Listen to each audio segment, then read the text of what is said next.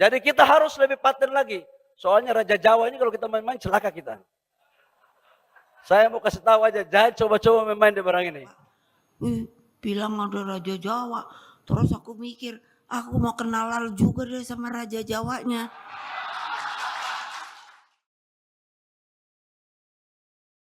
Ketua Umum DPP PDIP Megawati Soekarno Putri meminta Ketua Umum Golkar baru Bahlil Lahadalia untuk mempertemukannya dengan Raja Jawa.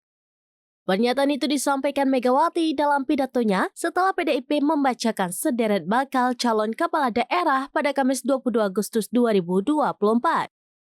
Ketua PDIP itu mengaku terkejut saat Bahlil berbicara tentang Raja Jawa dengan lantang, sementara dirinya berasal dari Indonesia Timur. Megawati pun kemudian mempertanyakan sejak kapan ada Raja Jawa di Indonesia.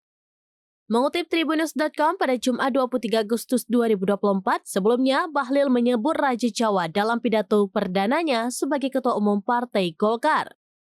Hal tersebut diucap Bahlil dalam acara Munas ke-11 Partai Golkar di JCC Senayan, Jakarta pada Rabu 21 Agustus 2024. Bahlil dalam pidatonya memberikan peringatan kepada para kader Golkar agar berhati-hati dengan Raja Jawa. Ia mengatakan jangan coba main-main dengan Raja Jawa jika tidak mau celaka. Sontak pernyataan Ketua Umum Golkar yang baru dilantik itu menuai sorotan dan menghebohkan publik. Jadi kita harus lebih paten lagi. Soalnya Raja Jawa ini kalau kita main-main celaka kita. Saya mau kasih tahu aja, jangan coba-coba main-main di barang ini. Ini, waduh, ngeri-ngeri sedap barang ini, saya kasih tahu. Makanya saya langsung sambil sarapan ketawa. Bilang ada Raja Jawa. Terus aku mikir, aku mau kenalan juga deh sama Raja Jawanya.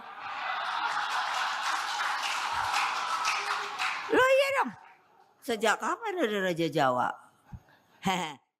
Download Tribun X sekarang. Menghadirkan lokal menjadi Indonesia.